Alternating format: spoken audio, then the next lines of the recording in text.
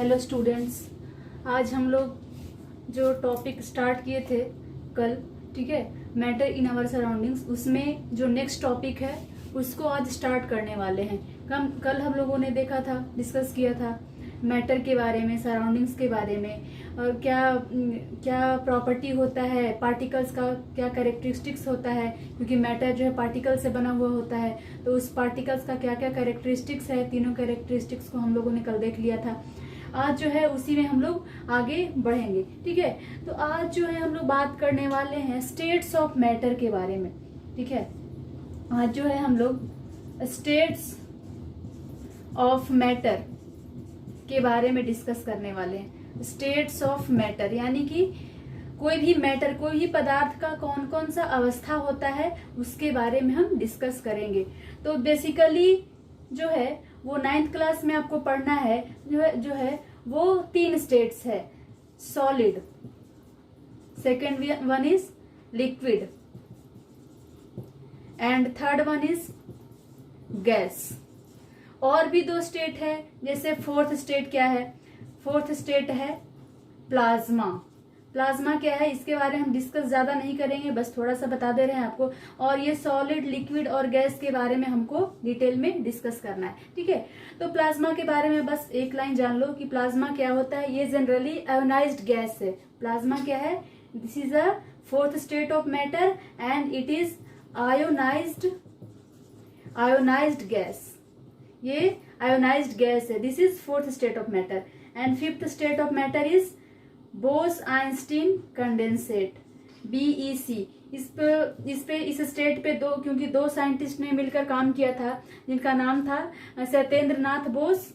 नाम लिख लो, आप जान लो, सत्येंद्र नाथ बोस।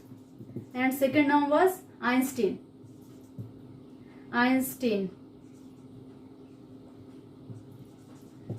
ठीक है। तो क्योंकि ये दोनों साइंटिस्ट ने इस स्टेट ऑफ मैटर पे मिलकर काम किया था, दोनों साथ में काम किए थे, इसलिए दोनों का नाम इस स्टेट ऑफ मैटर में आ रहा है। यानी कि बोस आइंस्टीन कंडेंसेट में 2 नाम आ रहा है, सत्येंद्र नाथ बोस और आइंस्टीन का, जो कि बोस इससे लिया गया, ठीक है, सत्येंद्र नाथ बोस, एंड आइंस्टीन से लिया गया। बोस आइंस्टीन कंडेंसेट ये है क्या, ये कैसे फॉर्मेशन होता है इसका, बस एक लाइन इसमें भी जान लो, ज्यादा नहीं जानने की जरूरत है। तो it is typically formed when a gas of boson, जो है बोसोन का जो गैस है, when a gas of boson at low density is cooled to absolute zero, that is -273 degree Celsius, ठीक है।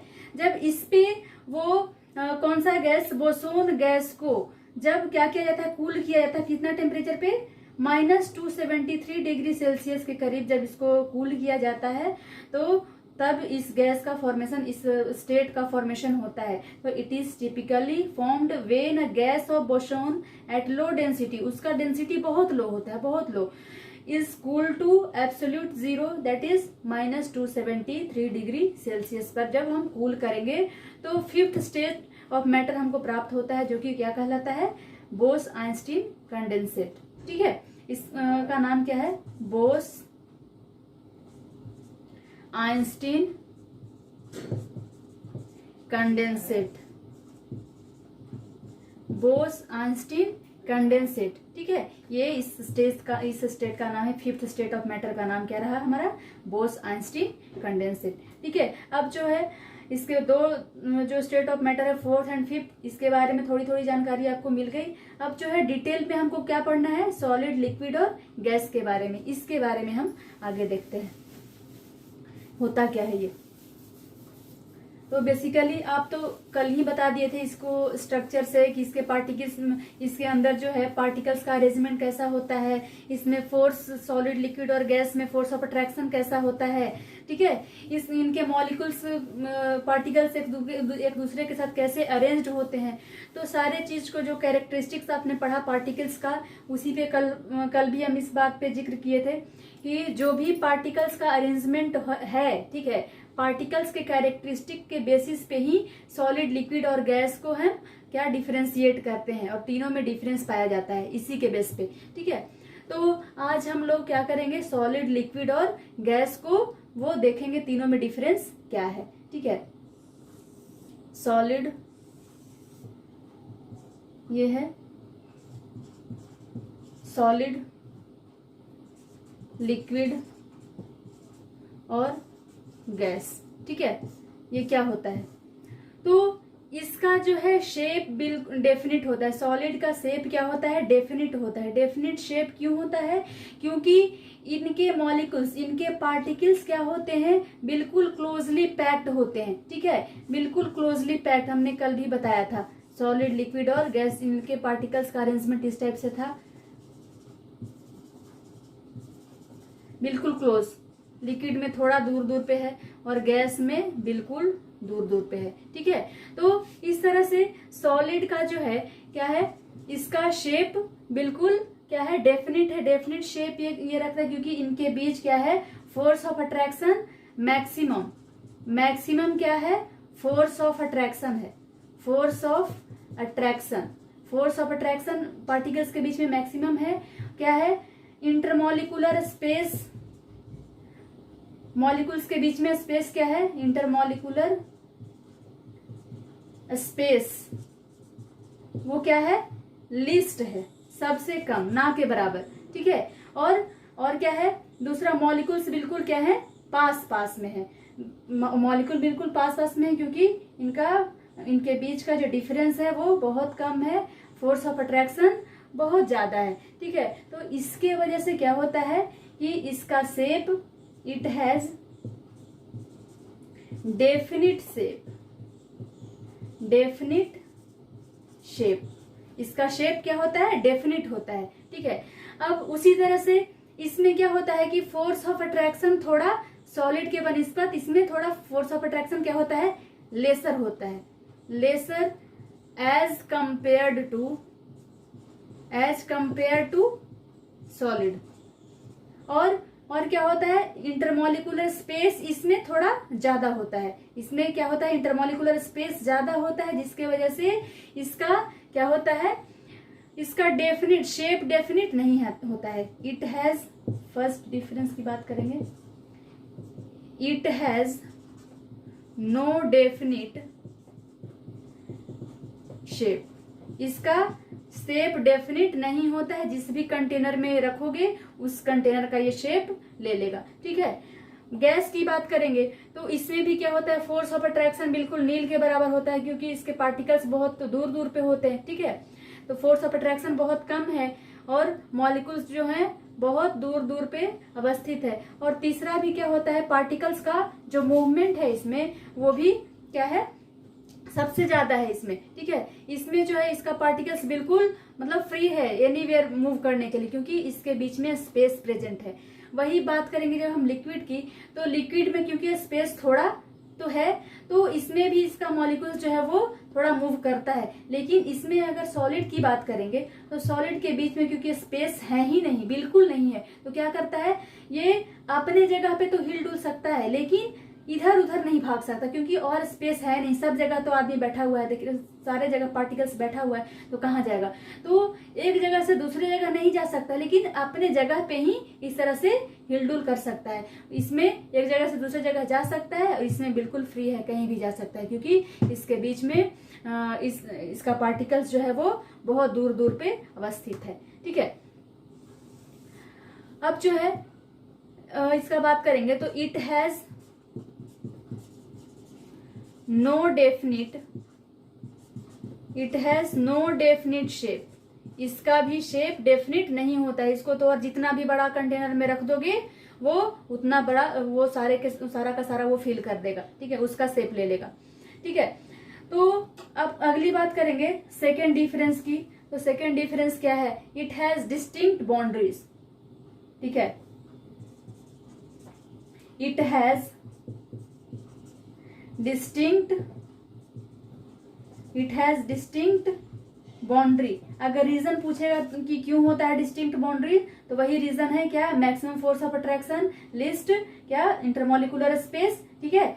तो इसके वजह से इट हैज डिस्टिंक्ट बाउंड्री, इसका बाउंड्री भी क्या होता है, फिक्स होता है, ठीक है। सॉलिड है तो ईंट का कलर ले लेगा, सॉरी ईंट का क्या होता है, शेप ले लेगा, ठीक है। तो इसका बाउंड्री क्या है, बिल्कुल डिस्टिंक्ट है। और वही हम लिक्विड की बात करेंगे तो no distinct boundary, no definite boundary, कोई बाउंड्री इसमें डेफिनिट नहीं होता है। बताए हैं कि जैसा जिस कंटेनर में भी रखोगे, जैसा बर्तन में रखोगे, उसका ये शेप ले लेगा। वही इसकी बात करेंगे तो ये भी वैसे ही है, नो डेफिनिट बाउंड्री, इसमें भी इसका बाउंड्री वो डेफिनिट नहीं है, ठीक है। ये रिजिड होता है, सॉलिड क्या है, रिजिड, दे आर या इट इज रिजिड। उसका भी क्या रीजन क्या हो सकता है, same reason, maximum force of attraction and least intermolecular space, ठीक है। इट इज फ्लूइड, ये इसमें फ्लो होने की एबिलिटी होती है, ठीक है। इसमें लिक्विड में क्या होता है, फ्लूइड होता है, वो फ्लो होने की एबिलिटी इसमें होती है। वही गैस की भी बात करें तो गैस भी क्या होता है, इट इज फ्लूइड, ये भी फ्लो करता है, फ्लो होने की एबिलिटी इसमें भी है। ये जो है इनकॉम्प्रेसिबल है, इट इज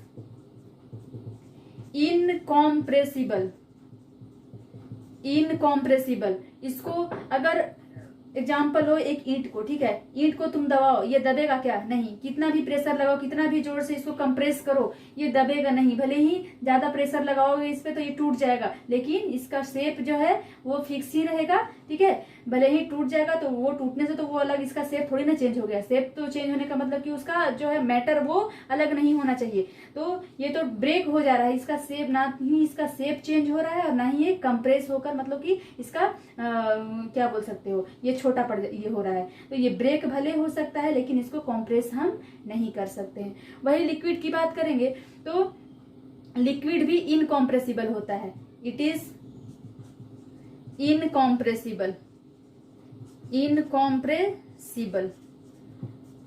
ठीक है।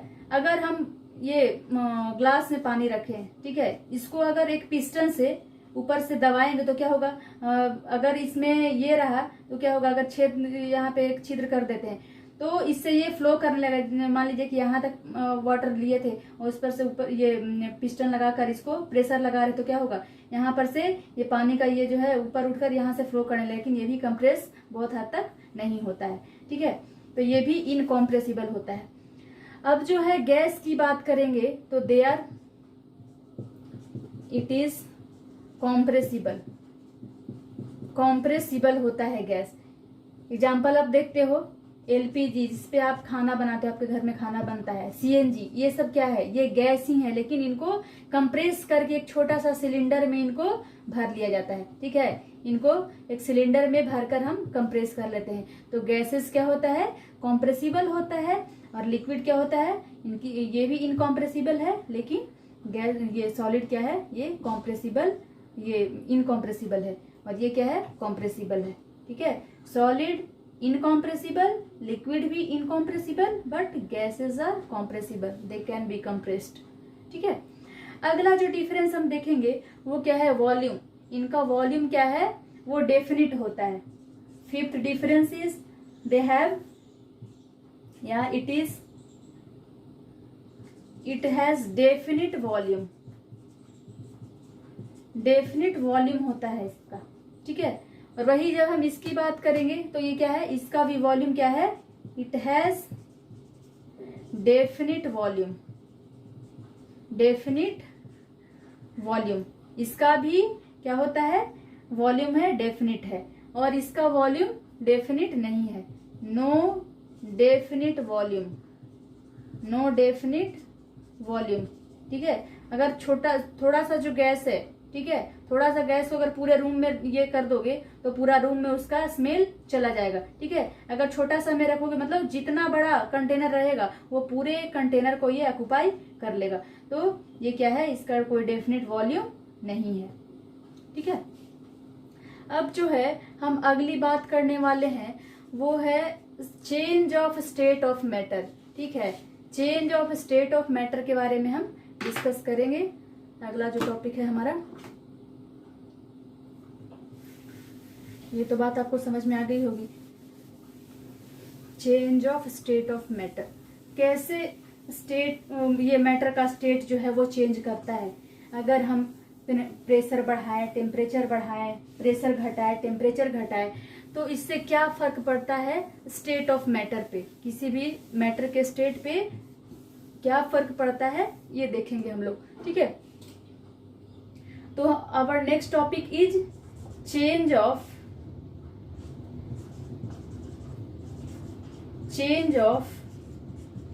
State of matter. Change of state of matter, ये हमको पढ़ना है। ठीक है, अभी अब देखिए इसमें क्या होता है कि फिर से हम ये फिगर ड्रॉ करेंगे जो पार्टिकल्स का अरेंजमेंट है सॉलिड, लिक्विड और गैस में। एक बार फिर से ये कर लेते हैं। ठीक है, इस तरह से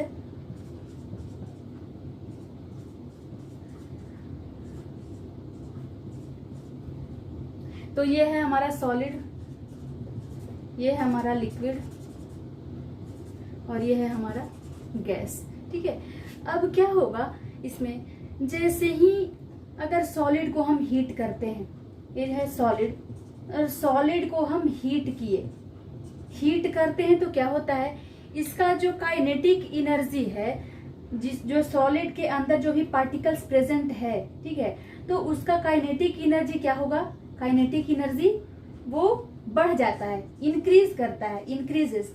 काइनेटिक एनर्जी को इंक्रीज होने से क्या होगा, इसके पार्टिकल्स जो है वो यू कैन से बौखला जाता है। ठीक है, इधर उधर भागना शुरू कर देता है। ठीक है, जब भागना शुरू करेगा तो क्या होगा, ये थोड़ा दूर दूर चला जाता है, एक पार्टिकल्स दूसरे पार्टिकल्स के थोड़े दूर चले जाते हैं। इस तरह से ये अब देखिए, अब जब पार्टिकल्स के बीच में थोड़ा दूरी बन गई तो क्या स्टेट का चेंज कैसे होगा।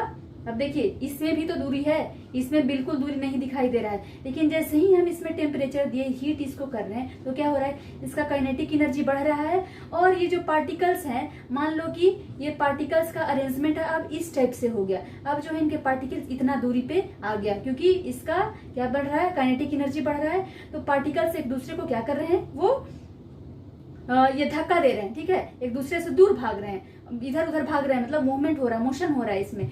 तो इसके कारण क्या हो रहा है, अब इसका अरेंजमेंट इस टाइप से हो गया। अब इस अरेंजमेंट को आप क्या नाम दिए हो, लिक्विड। ठीक है, तो जैसे ही सॉलिड को हम हीट देंगे तो क्या हो जाएगा, वो लिक्विड में कन्वर्ट हो जाएगा। ठीक है, अब लिक्विड को फिर से हम हीट देंगे तो उसका पार्टिकल सब और क्या करेगा, जैसे ही लिक्विड को हीट देंगे तो काइनेटिक एनर्जी बढ़ेगा और इसके पार्टिकल्स इससे भी जो अरेंजमेंट है इसका और दूर भागने लगेंगे और दूर भागने लगेंगे। इस तरह से इसका अरेंजमेंट अब इस टाइप से हो जाता है और इस स्टेट को हम क्या बोल देते हैं, गैसियस स्टेट बोल देते हैं। ठीक है, तो देखिए यहाँ पे क्या हो रहा है, सॉलिड को यहाँ पे ये जो सॉलिड पार्टिकल्स है इसमें हम हीट दिए, क्या हुआ, काइनेटिक एनर्जी, इसका kinetic energy of the particles, जो भी पार्टिकल सॉलिड में प्रेजेंट है उसका काइनेटिक एनर्जी बढ़ेगा, जिसके कारण इसमें क्या होगा, फोर्स ऑफ अट्रैक्शन जो था, फोर्स ऑफ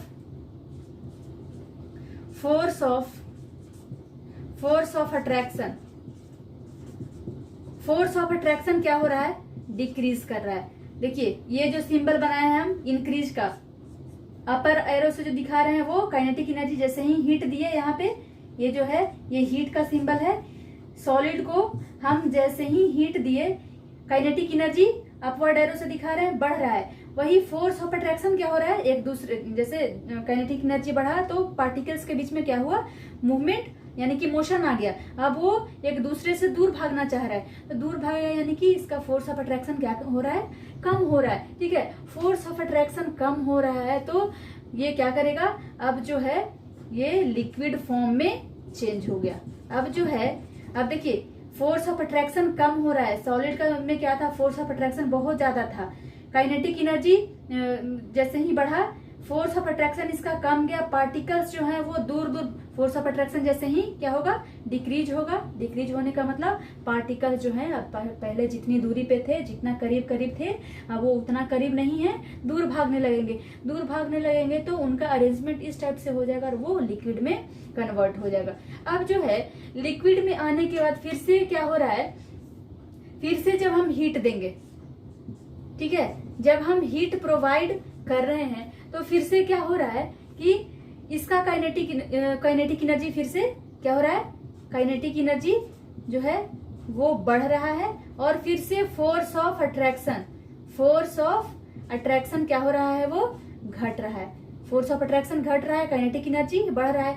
अब जो है ये क्या होगा, ये फिर से किस स्टेट में आ जाएगा, अब ये गैसियस स्टेट में आ जाएगा, यहाँ से गैसियस स्टेट में आ गया। ठीक है, अब क्या होगा, जब गैसियस स्टेट में आ गया तो अब इसको हम फिर से क्या करेंगे, यहाँ पे हमको हीट देना पड़ा, यहाँ पे फिर से हीट दिए तो क्या गैसियस स्टेट में चेंज हुआ। अब गैस को हम फिर से, गैस में क्या है, ये टेम्परेचर को बढ़ाने से हुआ। अगर हम गैसियस स्टेट में से टेम्परेचर को यानी कि कम कर देंगे, ठीक है, अगर हम हीट को ले लेते हैं, टेक हीट को ले लिए यानी कि टेम्परेचर को, इसको और क्या बोल सकते हो, टेक हीट, इसका मतलब क्या, डिक्रीज टेम्परेचर को डिक्रीज करेंगे तो ये किस स्टेट में आ जाएगा, ये लिक्विड स्टेट में आ जाएगा। और फिर से इसको क्या करेंगे, डिक्रीज करेंगे टेम्परेचर को, डिक्रीज टेम्परेचर या फिर टेक हीट, तो ये कौन से स्टेट में आ जाएगा, ये फिर से सॉलिड स्टेट में आ जाएगा। इस तरह से देख रहे हैं कि एक स्टेट जो है वो दूसरे स्टेट में कैसे कन्वर्ट हो रहा है। फिर से एक बार देख लो, सॉलिड था, सॉलिड में पार्टिकल्स का अरेंजमेंट बहुत करीब करीब था, जैसे ही इसमें हम हीट दिए वैसे ही क्या हुआ, इसका काइनेटिक एनर्जी बढ़ा, पार्टिकल्स का काइनेटिक एनर्जी बढ़ा